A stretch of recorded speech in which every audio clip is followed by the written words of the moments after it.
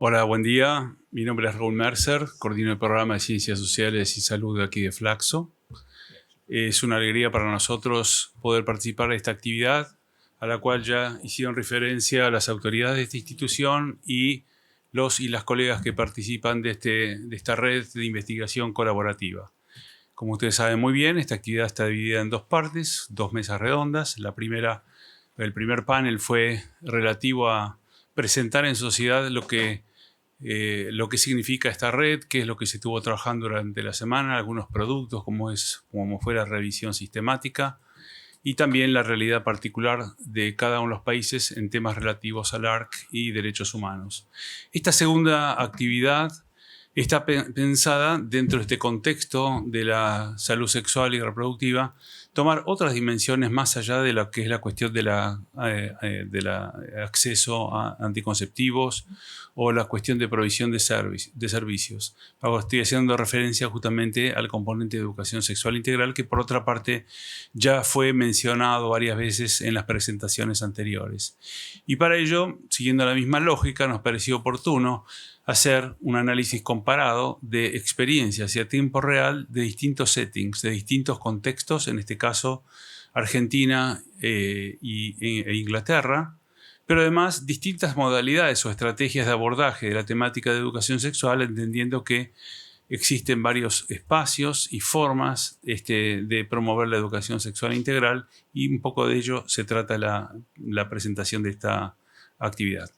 Las participantes y el participante son Karina Cimino, quien es integrante de nuestro equipo aquí en FLACSO y lidera junto con Diego Rossi del Uruguay todo el proyecto de educación sexual integral, que incluye actividades de formación, actividades de investigación, actividades de asistencia técnica y por sobre todo una visión latinoamericanista en el contexto de la región, y ella justamente va a tomar la experiencia argentina, desde FLACSO Argentina hacia América Latina. Luego va a seguir Mark, a quien ya lo conocen y que se presentó varias veces en el día de hoy. En este caso, como vocero de una experiencia de Inglaterra en la temática de educación sexual. Y finalmente, Rachel va a hacer referencia a una experiencia con una organización de mujeres desde una perspectiva más informal de la educación sexual, las vivencias, el placer, etc. Así que bueno, sin sacar más tiempo a la parte más medular de esta actividad, le paso el micrófono a Karina. Adelante. Bueno, muchas gracias, Raúl. Muy buenos días a todas y todos. Y bueno, como comentaba Raúl, lo que vamos a compartir hoy aquí, que es la presentación que hemos armado junto con Diego Rossi, con quien venimos trabajando este tema del Programa de Ciencias Sociales y Salud, es sobre la experiencia nuestra aquí desde FLACSO Argentina en educación sexual integral para la región latinoamericana, porque si bien estamos aquí en Argentina, nuestro trabajo es fundamentalmente a nivel de la región, de los distintos países de la región latinoamericana. Y para empezar, vamos a empezar un poco porque, como decía también Raúl, a lo largo de las presentaciones anteriores ha aparecido la educación integral en sexualidad como un aspecto, digamos, importante para con los temas de anticoncepción, y sobre todo aparecía la falta, ¿no?, en muchos lugares o países de esta temática. Para empezar, queríamos un poco precisar este tema de cómo los vínculos que existen entre lo que es la educación integral en sexualidad, el desarrollo y la salud integral y también la prevención, porque muchas veces, bueno, hay distintas evidencias que nos muestran que la educación integral en sexualidad o sexual integral justamente tiene efectos positivos, ¿no?, en lo que es no solo la prevención de embarazos en la adolescencia o de violencia, sino que fundamentalmente también en la salud y el desarrollo integral de niñas, niños y adolescentes, y la equidad de género. Pero lo que queríamos decir es, bueno, ¿cómo entendemos también esta educación integral? Que no es cualquier educación integral en sexualidad, sino que tiene que ser, para que sea efectiva y de calidad, como también referían a veces la falta de la misma, una educación basada en un currículum que establezca un proceso sistemático y continuo y que tenga los enfoques de derechos y de género. Para nosotros, bueno, siempre se remarca esto de que la educación sexual es un derecho y a la vez que habilita, como decimos, estos otros derechos, entre ellos los derechos sexuales y reproductivos. Así que, bueno, esto un poco para el marco para empezar. Y ahora, para compartir, queríamos un poco contextualizar cuál es la situación de la educación sexual integral en la región latinoamericana. Y para eso, contarles algunos datos de este informe que hemos estado haciendo desde FLACSO y junto con UNFPA, porque estos temas nosotros en FLACSO Argentina los trabajamos como socios implementadores con UNFPA LACRO, también con UNESCO y con otras organizaciones. Y este es un reporte que se hace a nivel regional cada 2 años. Y aquí tuvimos el año 2021, hemos realizado este informe y podemos compartir en el 2021 estos resultados de ¿qué pasa? ¿Cómo está la situación en los países de la región? Podemos decir que desde el 2008, a partir de en nuestra región hay importantes esfuerzos en incorporar este tema en los sistemas educativos, a partir de la declaración Prevenir con Educación. Y actualmente, si uno ve los datos de este estudio, participaron 19 países de la región y por lo que vemos, el 79% de estos países actualmente implementa programas o iniciativas de educación sexual integral. Sin embargo, esto no quiere decir que, digamos, que el alcance de las mismas o la calidad de las mismas sea igual. Hay mucha heterogeneidad a nivel regional, esto hay que decirlo, o sea, en las respuestas esto está, pero sabemos que hay mucha variedad, digamos, en la forma en que se implementa, la calidad. El alcance en general es bastante limitado en los países, salvo algunos países que tienen una mayor continuidad en la implementación de los programas, como Argentina, Cuba, Colombia, Uruguay, que ya vienen implementando estos temas con mayor continuidad en el tiempo y tienen mayores alcances en la implementación de este tema.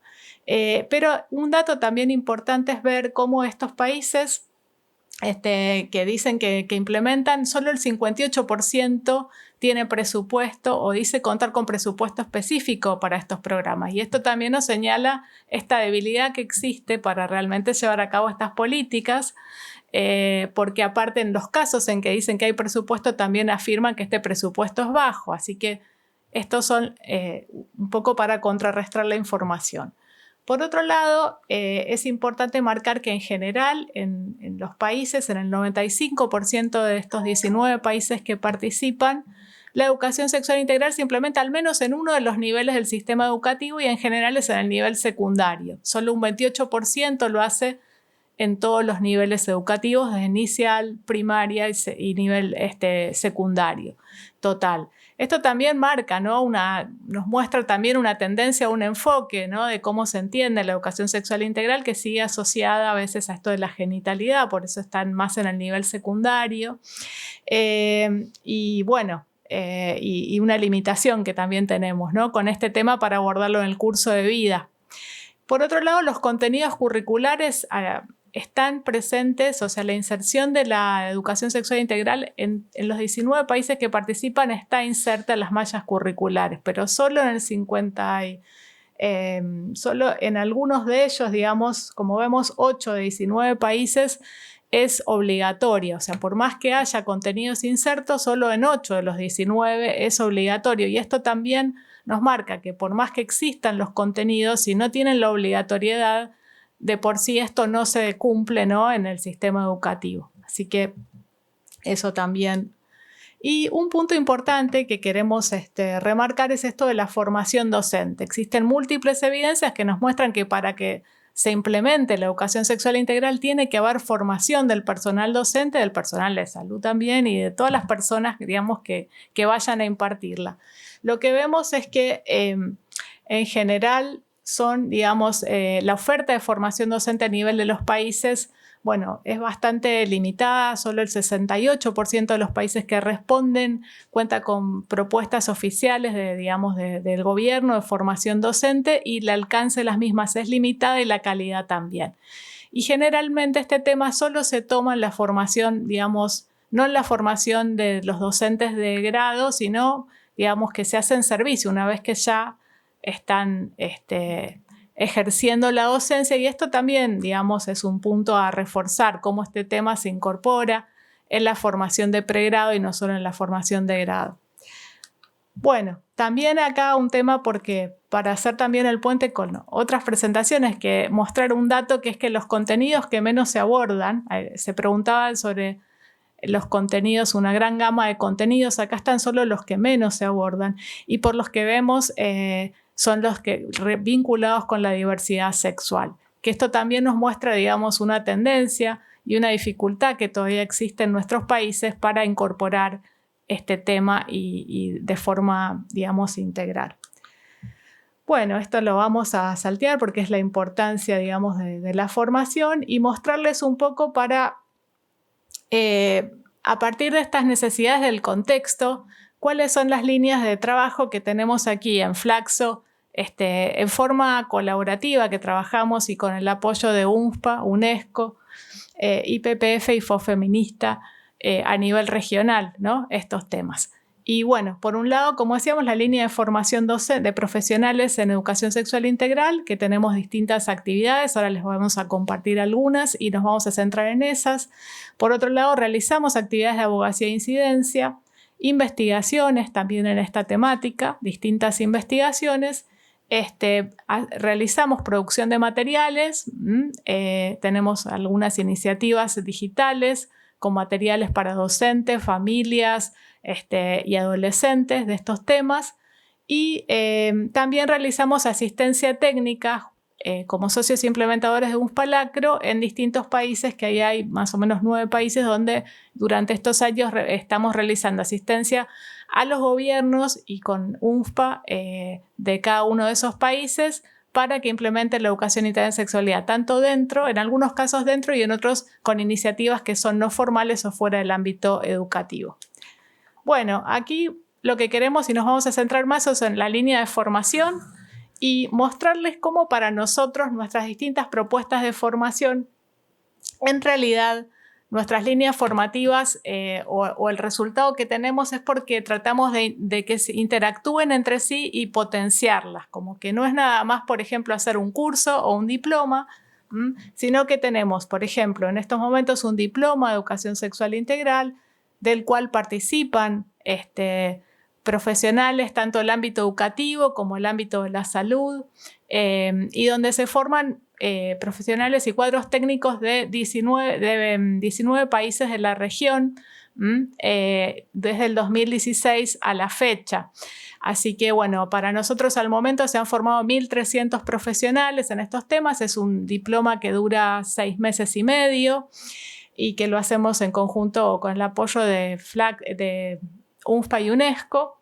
Y post el diploma lo que hacemos es justamente, y después que empezamos a hacer estos, que primero era un curso y desde el 2020 diploma, tratamos de potenciar la comunidad de prácticas de educación sexual integral, que es un espacio que para los que finalizan los cursos puedan continuar con esta formación permanente en la temática, que puedan continuar interactuando entonces en esta comunidad de prácticas. También están estos 1.300 profesionales ya formados que continúan desde el 2016 al momento interactuando, entregan materiales semanalmente de actualización, se realizan conferencias y hay espacios de interactivos y colaborativos de construcción de saberes.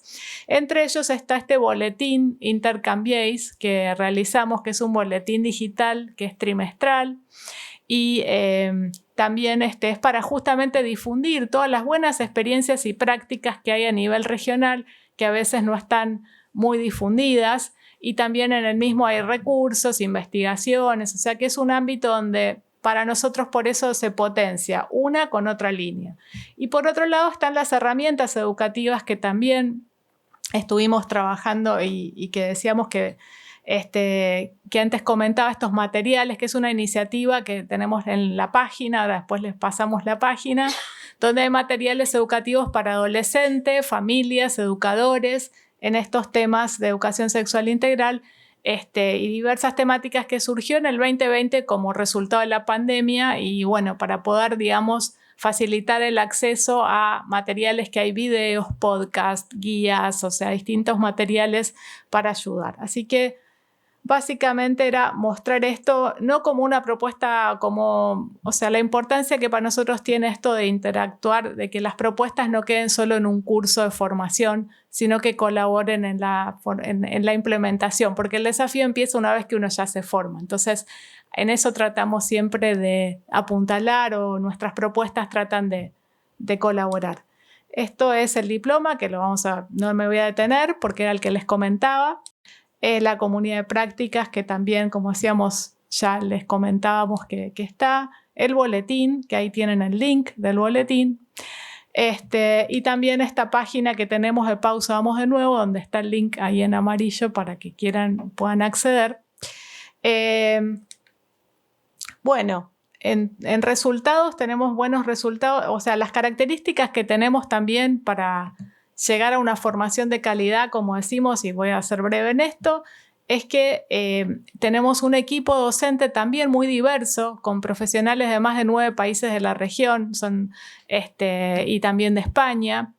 Entonces, esta calidad y esta diversidad de profesionales de distintos ámbitos hace que realmente sea una propuesta, digamos, que tenga su peso, porque puede, digamos, estar ajustada a las distintas también necesidades regionales. Y también nosotros, las propuestas del diploma, y tiene tutores que también son especialistas en el tema. Para nosotros el tutor es un docente en la propuesta virtual, y también aquí tenemos tutores que son de diversos países, también para siempre trabajar con esta perspectiva. Bueno, también está, digamos, esto que decíamos, que no solo trabajamos en actualizar distintos enfoques y contenidos, sino también en desarrollar competencias, sobre todo para la implementación, o sea, ayudamos en lo que es el diseño de propuestas y después el monitoreo de la implementación. Y bueno, básicamente las propuestas de formación son variadas, o sea, tratamos de que no sean propuestas que traten de llegar y justamente apelar o a acercar las distancias con lo que es la presencialidad y la virtualidad. Queda un minutito, vamos a hacer rápido. Y bueno, los resultados, como decíamos, hemos visto que todo este tema, digamos, que la formación tiene un impacto realmente importante en las personas que se forman. Hicimos evaluaciones post-curso, hemos hecho una en el 2019-2020 y post-diploma, y realmente hay resultados en quienes pasan por esta formación, después en lo que es la implementación de las prácticas, y no solo en los conocimientos, sino también en actitudes. Así que bueno, eso también nos parece un dato importante. Bueno, y sobre todo nosotros decimos que este diploma sirve, y eso lo vamos viendo con el trabajo con los países, para formar estos cuadros técnicos a nivel de los países, que son los que hoy día están moviendo el tema de la educación sexual integral en los distintos países de la región. O sea, al formar esta masa crítica de profesionales nos parece clave para mover y para las dificultades que hoy día enfrenta la educación sexual en Latinoamérica, con los grupos opositores a este tema, que también es global, porque no es solo en Latinoamérica, sino que es global. Pero la formación es un aspecto clave también para lidiar con estos aspectos que hoy tenemos digamos, que tenemos con los grupos que se oponen a estos temas, ¿no? Y también a los temas de derechos sexuales y reproductivos. Vemos que justamente mucha gente también busca formarse para lidiar con estas barreras. Y bueno, como decíamos, como lección aprendida y para cerrar, vemos que para una efectiva consolidación y escalamiento del tema de la educación sexual es necesario fortalecer la formación en este tema, el componente de formación profesional, tanto de educación como de salud. Es prioritario que haya espacios de profundización y reflexión crítica, que las propuestas traten de generar estos trabajos colaborativos, que no se queden en y redes de profesionales, así como han contado la red de profesionales que han presentado previamente, también en los temas de educación sexual es clave.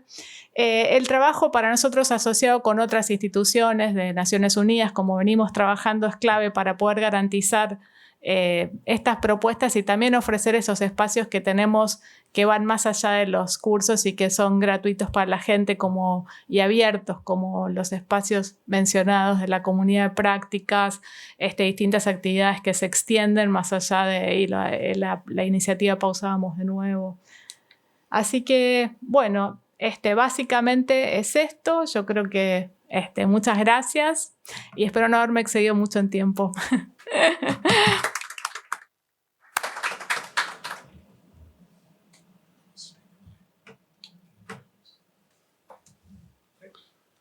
Bueno, ahora continuamos con Mark y seguimos la misma metodología que la primera de las mesas. Vamos alternando. Si quieren switchar el idioma, tienen el globito abajo para la traducción.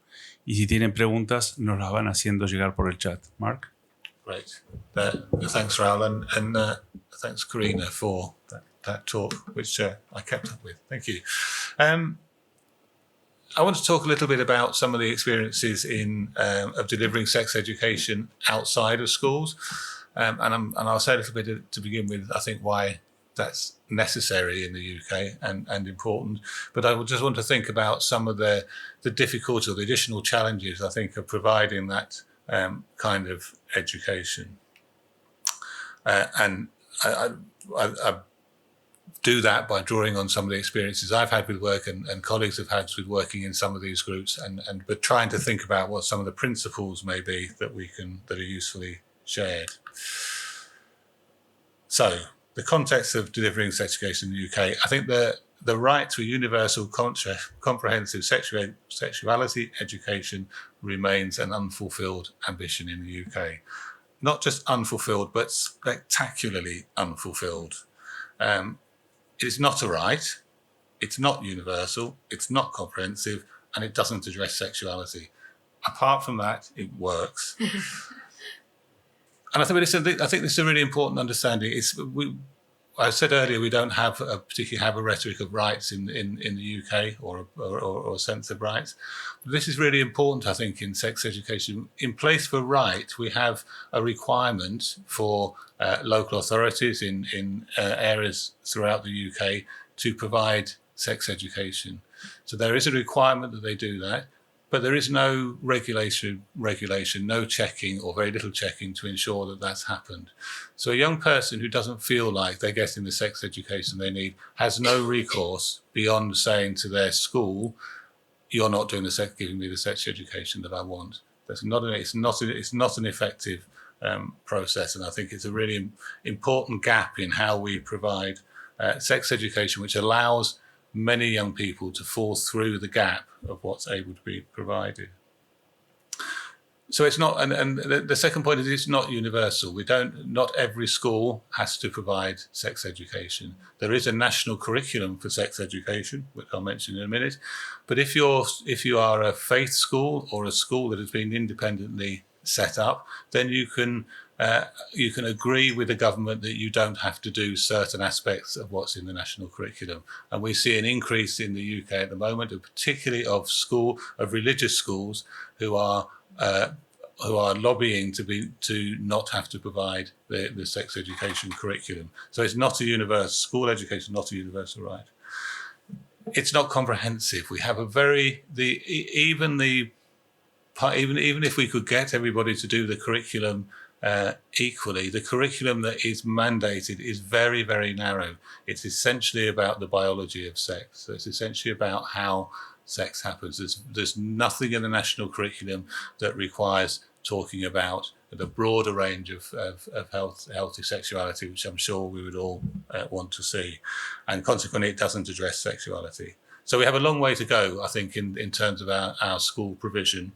But that's not to say there aren't pockets of really excellent practice throughout the UK. It's not that young people are being completely disserved, but if there is excellence, that's a product of individuals, organisations being enthusiastic and in providing that work, and that's not a way of providing a service. I also just want to say a little bit about, we talk in the UK sometimes about how young people are excluded from sex education, and I think we do that often in a very narrow way. And my sense is that actually far more people are excluded from sex education than we count. So there's a number of ways, in my view, that we exclude people. The first is they're not in the space. So they're people perhaps who have been excluded from school, who are not in school due to ill health or whatever else, or, as is increasingly common, they're withdrawn from some of those lessons by their parents. So parents can withdraw their children from any sex education that isn't mandated in the curriculum. So some young people are excluded because they're just not where the education is provided. The other way I think we exclude people is is when they're not represented by what's being provided. So we provide a very narrow, and often a very narrow gap that has very little relevance for some people. So although they're physically present in the school building and in the sex education class, to me they're excluded from the education. Some people are excluded because the content is restricted or misleading, and I think we have an ongoing battle in the UK to acknowledge that sex for young people might actually be a source of pleasure and enjoyment and excitement. We put the emphasis on, in my view, exaggerated views of risk. So actually, there's an exclusion from an education that's universal. And we do some of that by problematizing particular practices and identities. So some ways of doing sex, some ways of identifying yourself as a sexual being fall outside what is discussed or is acknowledged by those people providing sex education. I think, and finally, I think we're just at a more fundamental level. We don't encourage the participation and involvement of young people in our sex education, and consequently, it very often doesn't reflect their priorities. So I think when we talk about who's being excluded from sex education, we have to be very careful to broaden our understanding of what that is, so that we're making sure that we're capturing the breadth of people for whom the sex education is either non-existent or is irrelevant. So there are many young people who don't have access to high quality, comprehensive sexuality education. And I want to just share three brief kind of case studies of some of the work that I've undertaken for these. And a lot of this sort of partly or completely predates my role as an academic. I worked in sex education and sexual health services for a long time before I came to the university, and I have a background in youth and community work. And it's those kind of things that have informed kind of my practice and also my thinking around sex education. So I'm going to offer three brief case studies. The first one was some work around young men who are, it's very difficult to say how these are, young men who are serving community-based sentences. So these were principally young men, most of whom would have been excluded from school, and they've committed offences that mean they're not going to be sent to prison, but they are required to do some kind of activities. And we were asked to go in, a colleague of myself, to go in and do some work with these young men around sex education. And it was a really interesting process. The young men quite certainly didn't want to be there. So I think it raises challenges about how to engage people who don't really want to be there in the first place. But actually sex education was something that they were interested in. And actually that's one of the more popular things that they wanted to be involved in, and I think because it gave them a rare opportunity to talk about their needs in relation to sex and relationships. But I think it did raise some particular issues for us, and I think one of the things that became clear very early was that it was really important that we had to start off by addressing issues around masculinities, power and misogyny. They had to be named. We had to just sort of talk about those. A lot of the crimes that the young men had committed did involve a level of sexual violence, not a level that was going to send them to prison, but a level of sexual violence, and their relationships with their female partners were very poor. So it was important that we addressed and tried to understand what the issues relating to their masculinities were, and how sex fitted into that, how sex was very much one of the few places for these young men to be able to exert their masculinities. They were excluded from so many of other ways in which men could demonstrate power, they had no wealth, they had no status, but they did have the ability to be sexual, and how they used that as a way of framing their masculinity was what was driving some of the problematic behaviour. And also with that, also we needed to understand and work with the young men about understanding how some ways of doing masculinities are actively preclude healthy relationships. And one of the things that came very clear was we had lots of conversations about condom use with the young men, and the reasons that they were not using condoms were quite complicated, but rooted in things that they felt very strongly around in terms of their masculinities. And the most important two, well, one was around performance, so the fear that if I use condoms, that's going to affect my performance. I'm going to lose my erection, and then people will think I'm not very good at sex. That was hugely powerful. And the other was a slightly a sense of their masculinities were based around not only having lots of sex, but lots of sex with the right person, with the right young women. And the right young women in their mind were not young women who would have sex with lots of other people. So therefore, they didn't really need to use condoms because this woman couldn't possibly have an infection. So it's a very muddled thinking in there, obviously, but without engaging and understanding those kind of links between their masculinity practice and their sex, it was really hard to start.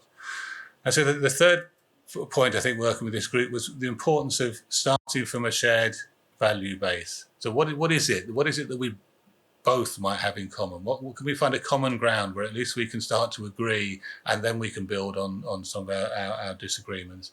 And for these young men, actually that turned out to be around sexual pleasure, that actually the idea of, we all agreed that they wanted their sex life to be pleasurable. So we started the sex education from that point of view. We started talking about pleasure, what constitutes pleasure, how you get pleasure, and use that as a way of kind of building relationships. And I think that idea of starting from this shared value is really important. And the final one thing I think we learned very much was that we had to avoid interacting in ways that mirrored their previous experience. Most of these young men, their experience of any kind of service was hugely negative.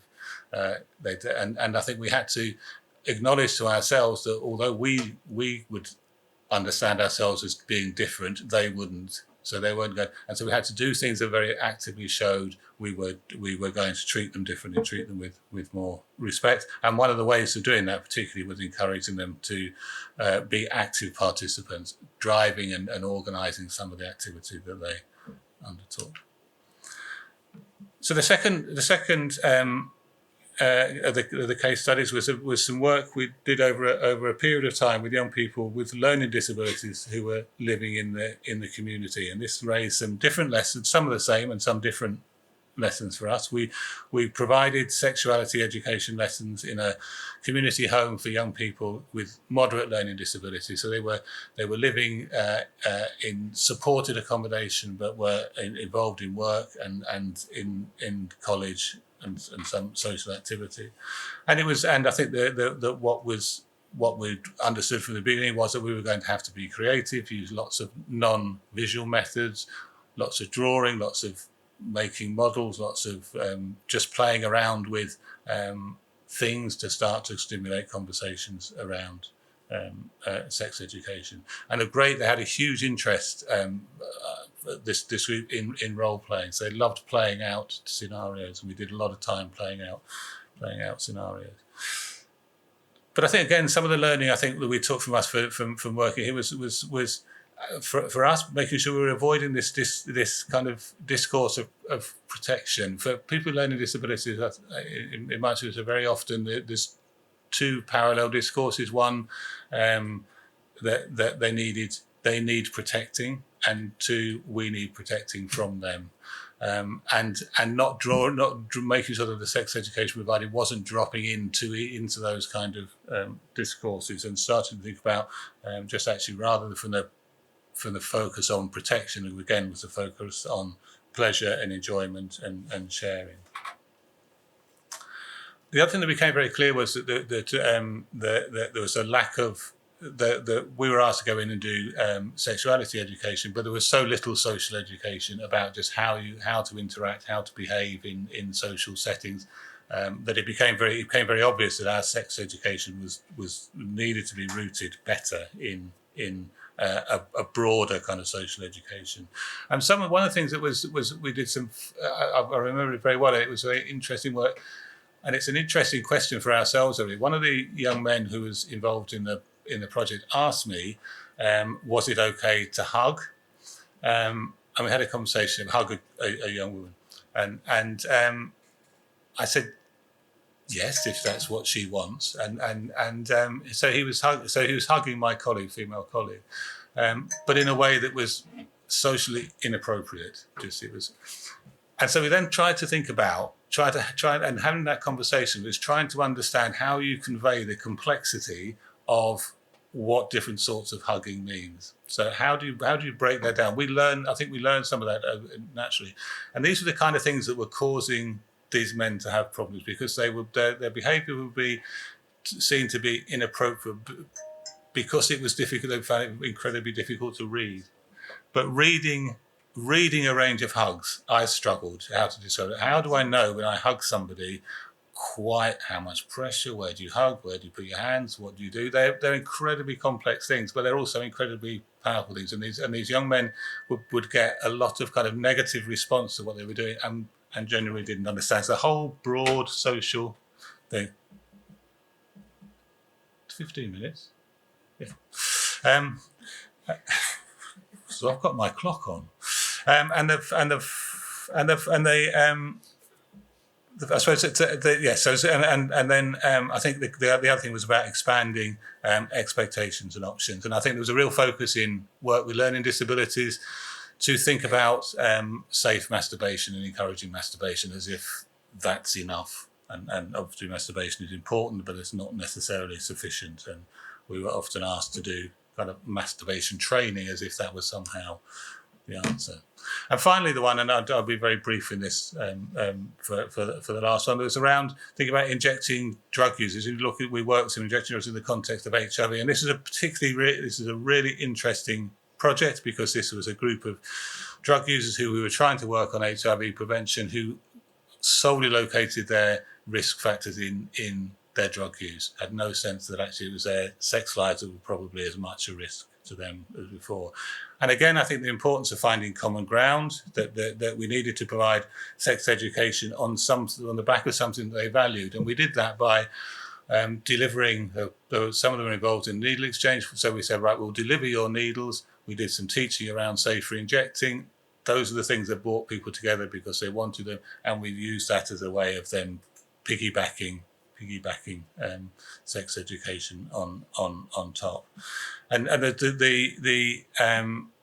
the working with people in those kind of contexts creates a need to cover different issues in relation to HIV, and particularly ones that are related to the specific risks in relation to their drug use.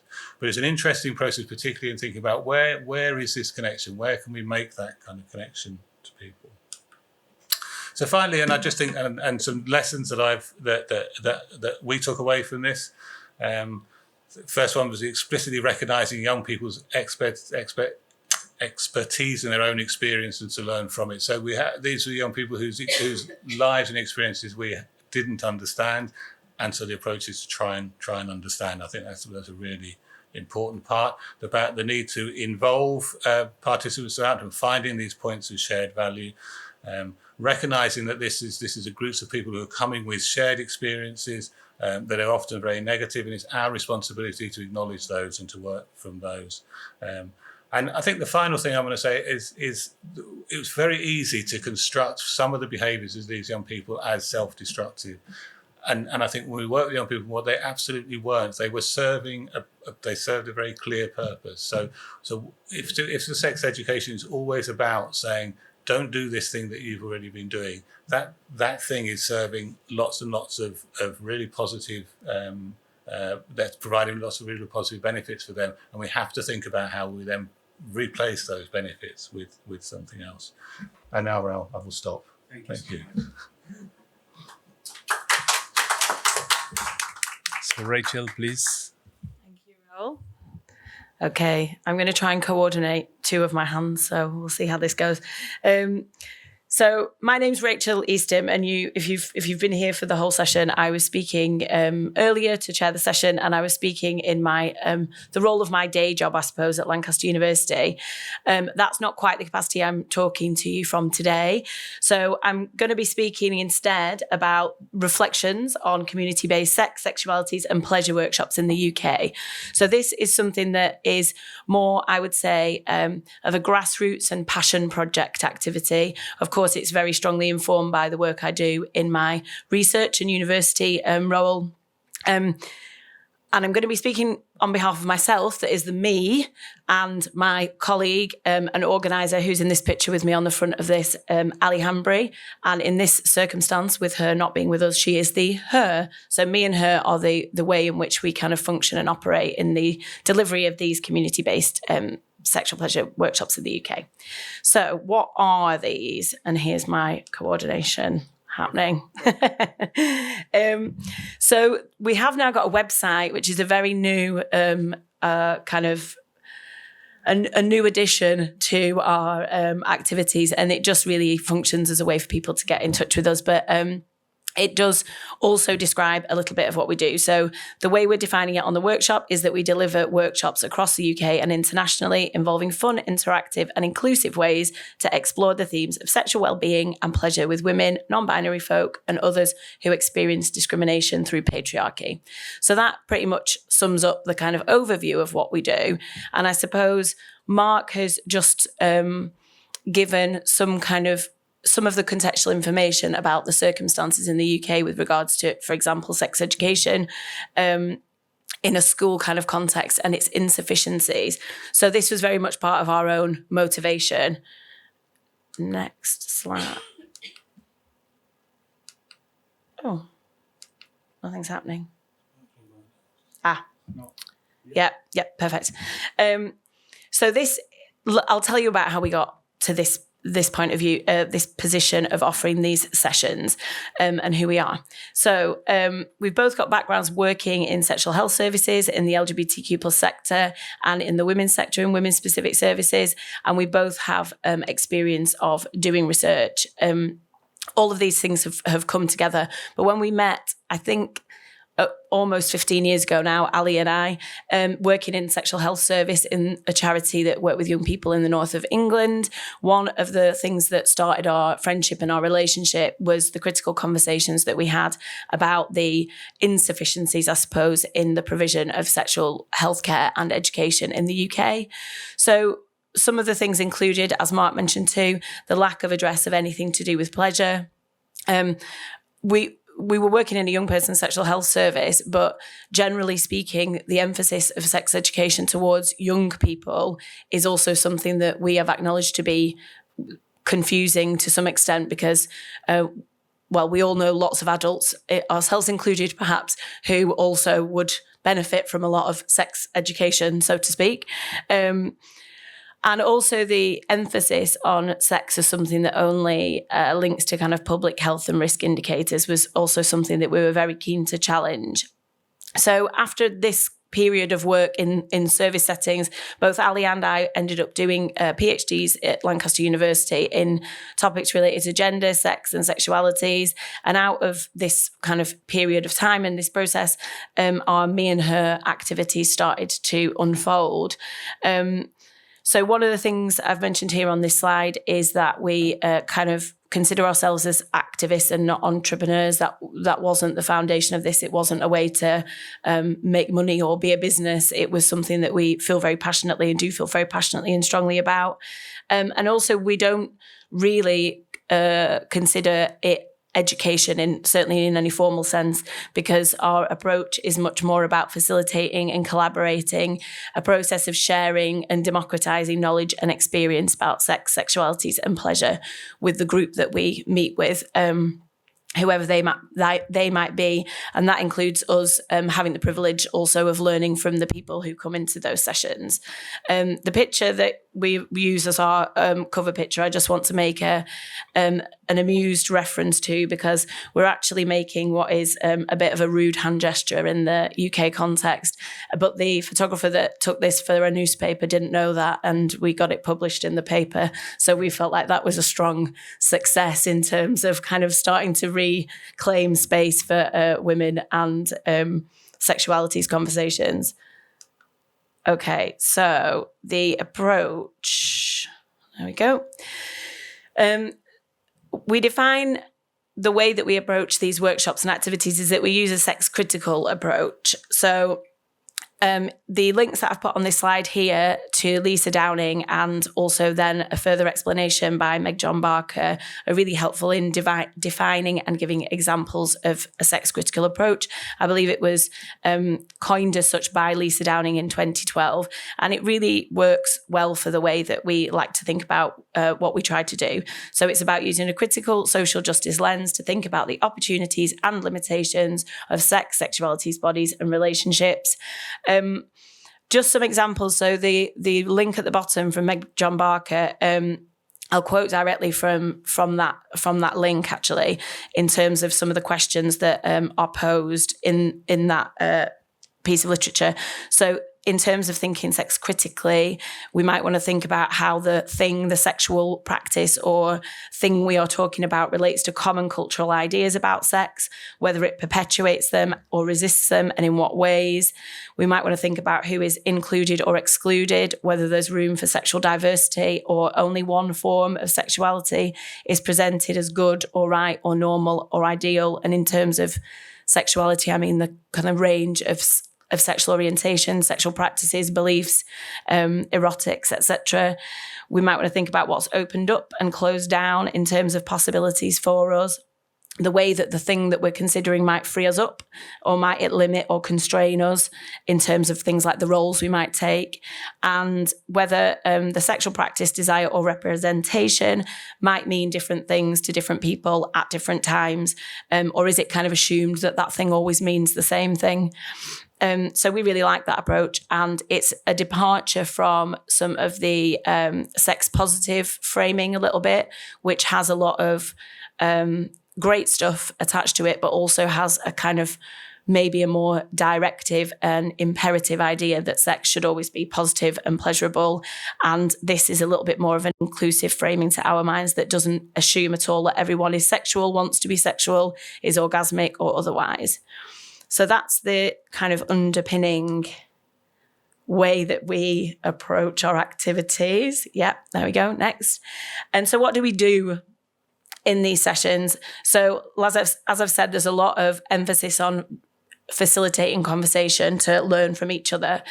So we use a range of activities with different levels of interaction, not nakedness and not kind of activities of those descriptions, but conversational activities. There's a lot of resources that we use. It really depends on the group that we are working with and the aim of the session that we want to achieve. Participation being really important, and everyone's comfort being really important, and safety in those sessions. The collaboration and learning together, as I've said, is also a key part of it, as is having fun, because a lot of this not only can be quite stressful and embarrassing for people to have conversations about, but also we don't really get much space in more mainstream sexualities education to think about some of the enjoyable, possible, pleasurable aspects of sex. And also our other part of this is to fundamentally kind of work to legitimate, diversify and demystify sex, sexualities, bodies and pleasure. Click. So the other thing that we're very interested in is resisting consumer capitalist versions of sexual well-being. So in the UK, there is a big sexual wellness industry now of sorts, and there's quite a lot of mainstreaming of things related, products, I suppose, related to sex and pleasure. Some in supermarkets, for example, toys and other products. But they're all quite always expensive. And I think a lot of the positives about kind of opening up opportunities for conversations about sex through the kind of emphasis on the sexual wellness industry are a bit offset by the fact that that's quite exclusive and available only to some people who've got the money to participate in it, basically. So we really enjoy taking DIY approaches. So we've got a lot of zines and materials from people that talk about the ways that they do make sex toys themselves. The example of the pictures on the slide here are on the table to the right. You can see some black PVC, and the person is demonstrating on the left a harness that you would use like for a dildo or a strap-on object. And these are being made by using old inner tubes from bicycle tires. So they're really expensive to buy, certainly in the UK. So this is a way that they can be not expensive and recycled, so also sustainable. So it's all lovely. And it also gives you great conversations at garages that you go to ask for old inner tubes of bicycles. So there's many benefits.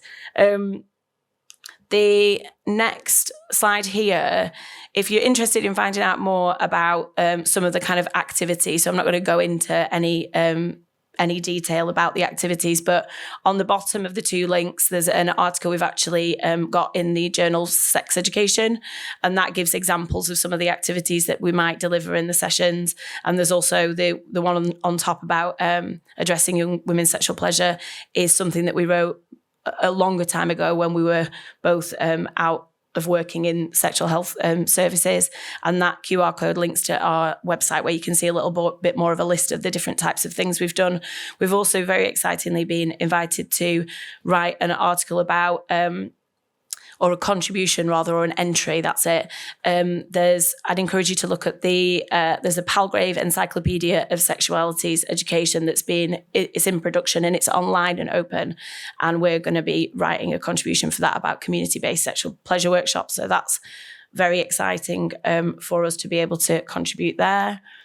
Where we do these things, so there's one thing saying community-based, and obviously that's like very broad, varied, and we really go with what people are interested. So until recently, when we have this very, fancy for us website, we really have relied on word of mouth and people passing information about what we've done onto other people and getting invitations.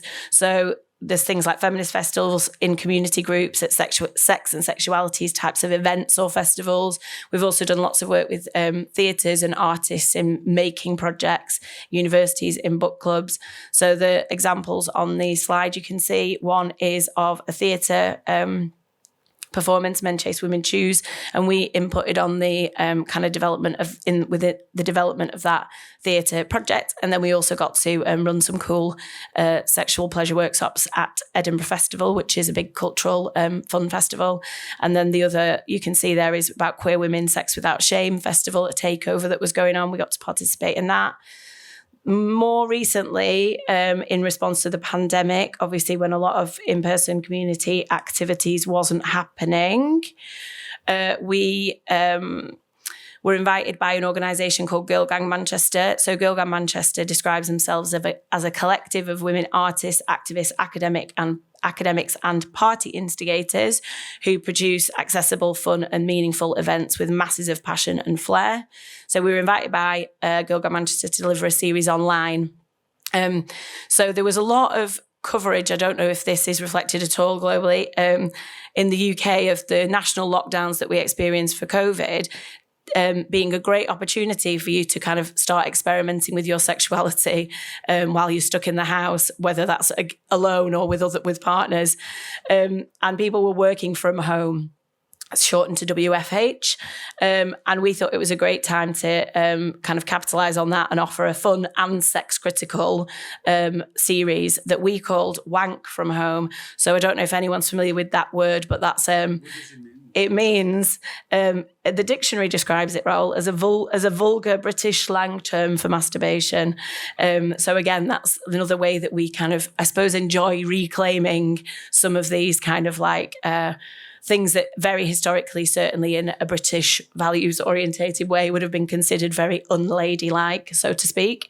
So this is the artist that produced this lovely poster for us as part of the series. So we ran 3 interactive, which was quite a feat, especially because you've all seen my technical skills today, interactive workshop sessions over the course of some weeks, and then cut forward kind of 6 or 8 months, and the circumstances were really difficult, I suppose. And we, reading the kind of like tone of everything and everyone's exhaustion and difficulties, we ran another series called Sex Essential Crisis, which just offered a bit of a way for us to kind of think about the pressures we were experiencing and also transfer some of that like energy into fun. I want to quickly talk about a very particular project that has happened recently that we've been involved in. Oh yeah.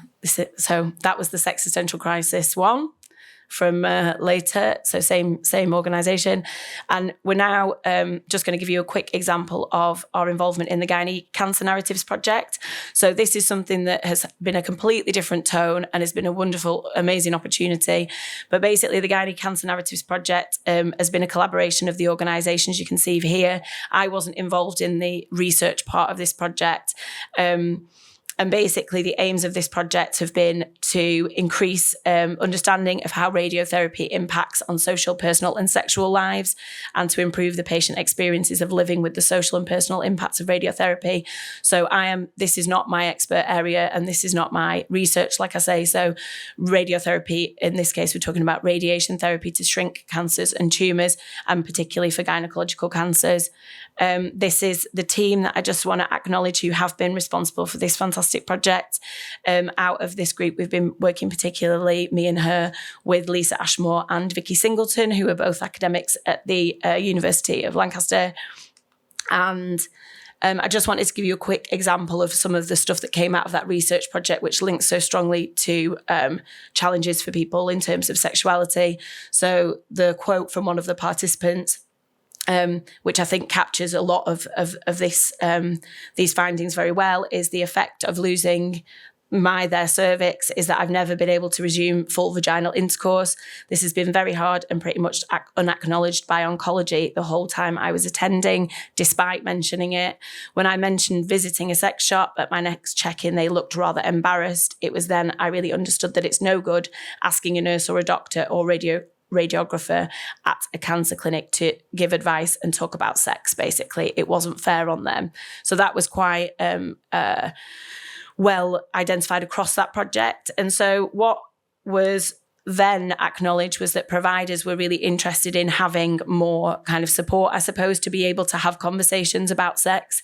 So encourage the conversation in the first instance, acknowledge and support diverse sexualities and sexual selves, and maybe also develop resources to facilitate those conversations. So this is the book from that project, which also talks about the sexual selves. So this is a QR code that will link you to a free copy of this book, which is available to everybody, which is fantastic. And that's a copy of the book, a very beautiful object as well. So I'll just give you a sec so I can see some people in the audience scanning that. And I really encourage you to read that and think about whether it has any resonance, I suppose, in your own kind of country context too. But that's where we came in, basically. So the providers wanting kind of some space and opportunity to develop in this particular way. So we paired with the Gynae Cancer Narratives Project in a series of sessions, so 3 online sessions that were part of a continuing professional development training programme in association with the British Society and College of Radiographers. So we had 15 places to deliver this programme online over 3 sessions, but over 50 people applied to be admitted. So we had to make some selections. But I think that was quite a good indication of how there was interest and appetite for being involved in that type of like development work. And so we facilitated loads of conversations, very specifically aimed at working with radiographers about having conversations in these particular situations. I just want to show a quick,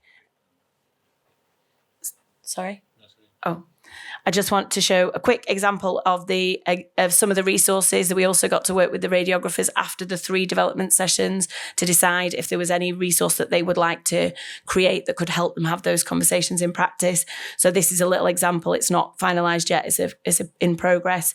But of some of they may wear cards in a lanyard around their neck so they can use them to have conversations with patients as they're interacting. So this is the top one, is different words and slangy words that you might want to use for vagina or vulva, so people can point to those words when they might be uncomfortable to say them. And then the bottom is a picture of the internal clitoris. Finally, the reflections on that particular project are that it was an amazing entire project to be involved in from our perspective, and it was great to see the providers describing changes in their own practice, especially in relation to the language used and how they were talking about the treatment and the impact on genitals or sex. It also allowed the people who took part to build a network with other people who were interested in supporting patients with sex and sexuality, and it has created, these preliminary resources for other providers to have and to use in conversations with patients about sex and sexuality. And it was an opportunity to do great sharing and learning and fun.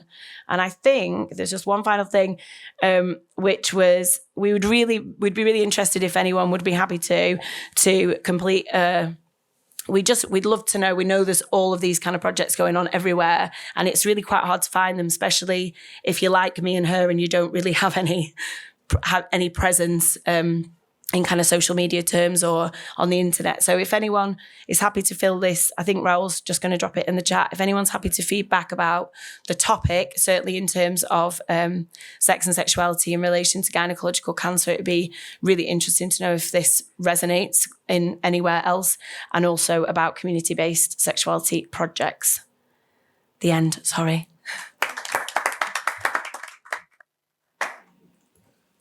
Thank you, Rachel. Thank you, Mark and Karina.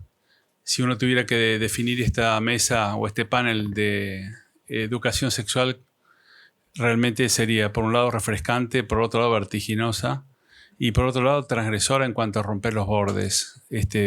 Fue una experiencia, a mí me movilizó muchísimo escucharlos, y porque nos hemos transitado distintos contextos de América Latina, de Europa.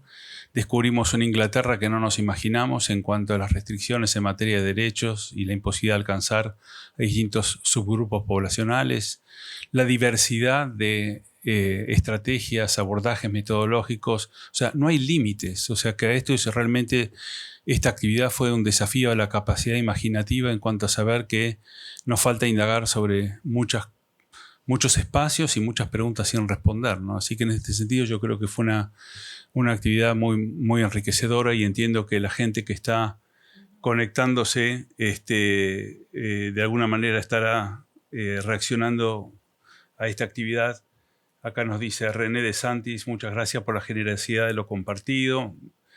Y acá Mónica Gonia, que es colega y amiga, gracias por las 3 presentaciones, experiencias innovadoras. What I was saying is that all these presentations were really challenging.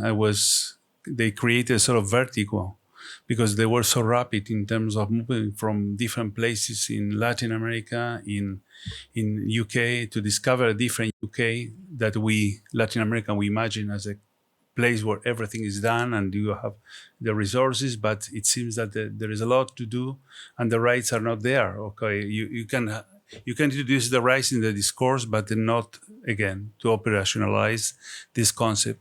I have a question for each of you. As a moderator, I decided to empower myself and to use this power.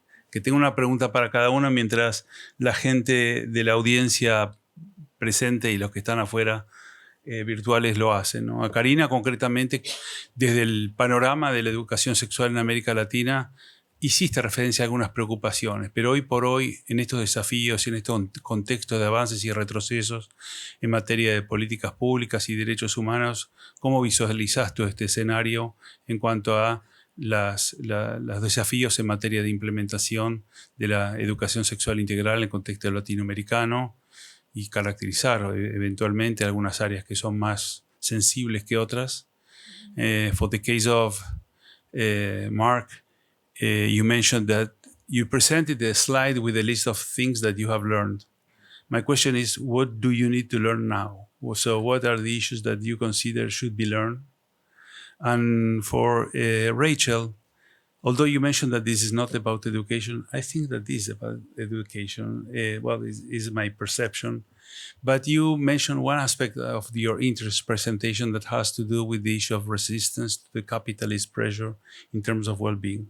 My question is, how do you use this approach of resistance when you consider children? So in terms of the market pressure, in terms of early sexualization and erotization of children, and using children as part of the market and not as subjects of rights. So this is just a reflection. I understand that there are very, very complex issues to consider, but in my case as a pediatrician, it should be also interest to understand the pressure of the effect of the capitalist movement and neoliberal ideas into this particular issue. Who wants to start? ¿Vos? Sí, quieren. Bueno, gracias Raúl por la pregunta. Realmente hay muchos desafíos, no hay uno solo, yo creo, y este momento es complejo a nivel regional, pero también a nivel global con estos temas, como decíamos, por todo este tema de los grupos que se oponen a la educación integral en sexualidad y a los temas de derechos sexuales y reproductivos. En el caso de educación sexual, un gran desafío es justamente cómo se potencian las estrategias de abogacía, de incidencia política, como que es importante, así como los grupos opositores tienen muy buenas estrategias para ponerse, digamos, en los medios de comunicación, en las redes. Nos falta esa parte para digamos, desde nuestro discurso, desde el discurso de los derechos y la educación sexual integral, nos falta a los académicos, a las distintas organizaciones, digamos, hacer una fuerte campaña de comunicación y de incidencia a nivel, digamos, de las comunidades y también estrategias a nivel de los gobiernos. O sea, falta reforzar porque justamente ante las dificultades que hay en estos temas, muchos gobiernos empiezan a replegarse, ¿no? A no querer implementar o implementarlo de forma limitada. Entonces, bueno, ahí falta justamente incentivar todo este tema desde las instituciones académicas, las organizaciones internacionales, cómo posicionar nuevamente el tema de la educación integral en sexualidad y no dejarlo de lado porque sea un tema complejo, justamente seguir trabajando para que este derecho sea una realidad. Y también todo el tema, como decíamos, de las formaciones, clave fortalecer la formación porque muchos de docentes y de profesionales para que puedan trabajar con estos enfoques, porque hay a veces muchos materiales o hay inserción curricular, pero si no hay formación de profesionales, es muy difícil que todo esto pueda implementarse y sabemos también que la formación ayuda a justamente enfrentar mejor a los grupos opositores. Así que bueno, eso, no sé si respondo. Gracias, Karina. Thank you, Karina. Mark? Sorry, I was listening to the end of Karina in translation. So I think you asked me what lessons I still have to learn. Lots. But I think there are two lessons. One, I think, is a collective lesson that we somehow have to learn in the UK, and one's personal. I get concerned in the UK. At the moment, we have a lot of varied forces who are trying to restrict the rights around sexual and reproductive health, and they are active and they're organised in a way that I don't think we are at the other side. I think there's a certain complacency, and I think your description of the UK as somewhere that sort of should be doing things right. I think that's shared in the UK. I think we're a bit complacent about how secure we are in some of our institutions and in some of our thinking. And I think I fear that we're not mobilising in a way that's going to resist some of the pressures which in my view are strengthening. So I think we have to learn that, and I think I'd learn how to resist and how to organise better. And the personal one is, I think I've spent probably the last sort of 20 or 30 years trying to think about and trying to understand masculinities and how we can work differently with young men. And I think we've progressed a lot. But when I speak to groups of young men now, I don't hear things that are hugely different than I did 30 years ago. For some young men, certainly. For some young men have moved an awful long way, but the core of young men who are marginalised, I don't think I haven't in my practice, and so found a way to actually move us. To understand, perhaps, yes. To move, no. Thanks, Raoul. It's not often that I don't have an easy flow of words, but your question has really made me think, because I think there's two parts that came to mind. So the kind of consumer capitalist forces on young people that are creating certain circumstances which limit or create opportunities for their own development in terms of sexual selves, and then also the responses to that in terms of whether it's education or other types of learning. So I'm inclined to suggest that I think the diversification, what concerns me, I suppose, is the monopolization of markets by certain big organizations, but also big discourses.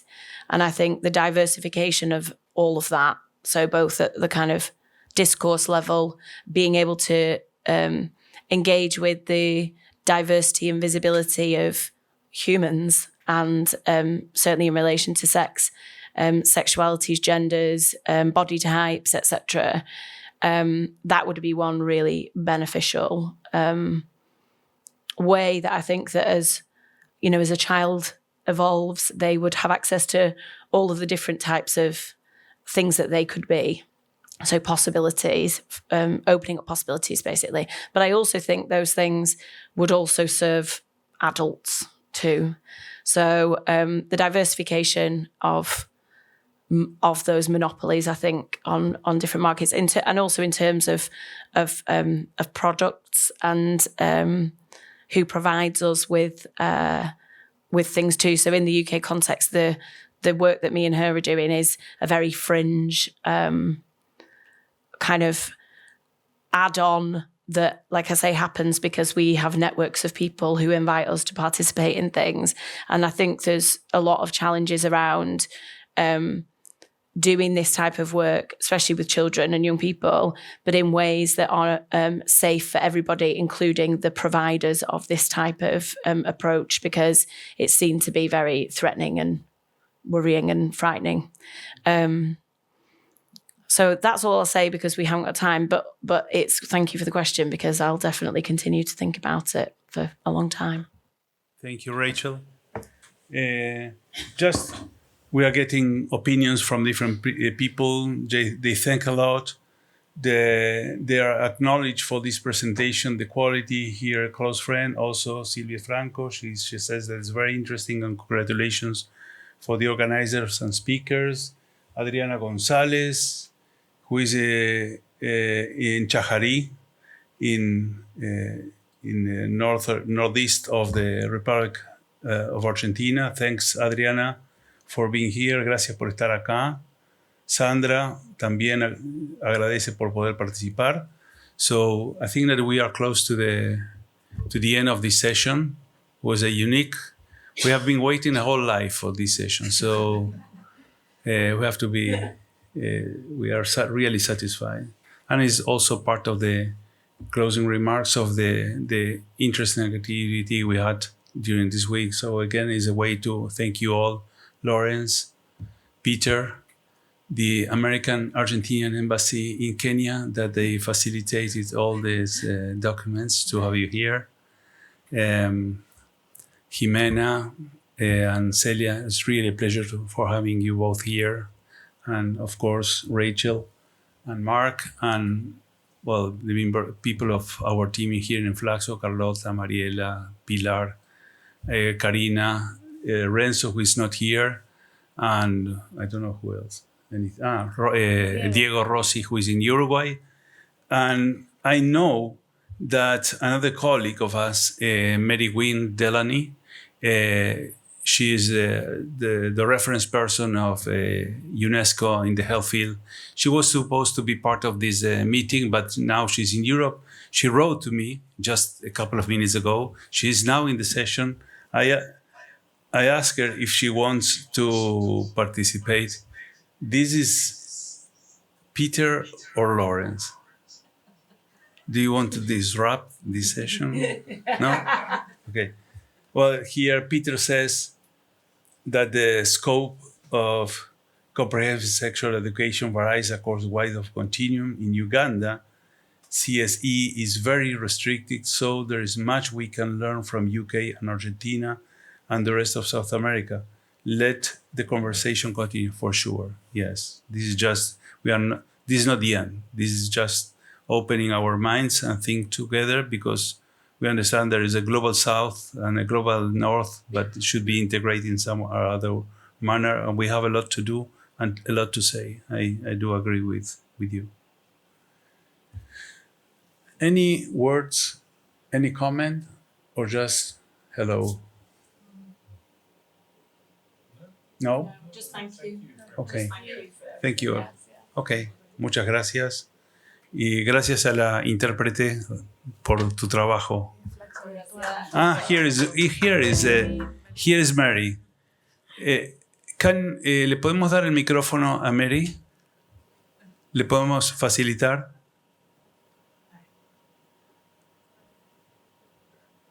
Mary, ¿me escuchas? Mary, ¿me escuchas?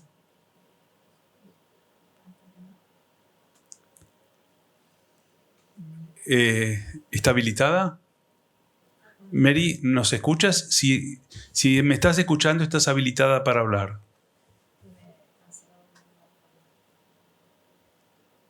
¿Está habilitada? ¿Ella dónde?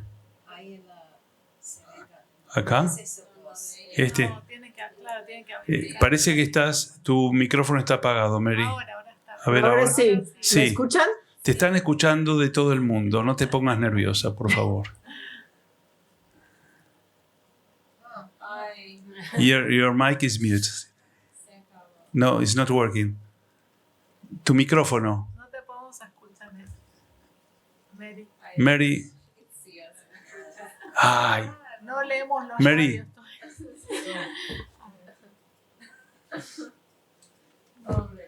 ¿La pueden facilitar? A escribirlo en el chat, a ver, ponerle que no escuchó. Qué lástima.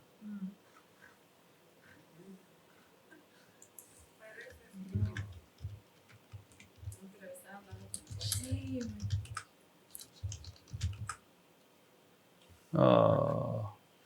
Qué pena. ¿Qué pasó? All kinds of different activities. Ahí está el botón. Ahí alguien está. ¿No tienen posibilidad? No sound. Do you think that the people on the call can hear?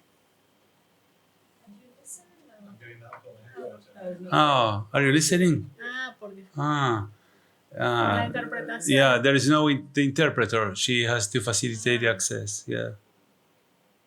Claro, está. Can you put the sound to listen to your computer? Oh, that's why we can't hear her. Because in this room it's projected to Spanish. By comprehensive sexuality education. And of course, it's the comprehensive part that's always the most difficult because we see lots of efforts to water down precisely the rights-based components, the power analysis, the gender lens that we know is so important. So in that sense, to see this kind of collaboration with Lancaster and FLACSO Argentina and opening up these experiences to the region, I think is really valuable. And I just want to say how happy UNESCO is to be a partner of FLACSO in this, as well as the activities through our UNESCO Global Chair on Health and Education. And wouldn't it be great if we could start really pushing the comprehensive sexuality education agenda through those kind of fora? I'm happy. I wish I could have heard it all. And thanks again for just giving me a chance to say hello. And thank you. Gracias, Mary. Pudimos escucharte finalmente y estamos cerrando la sesión. Bueno, esto fue lo atamos con alambre, esto de unir tecnologías. Argentinian style.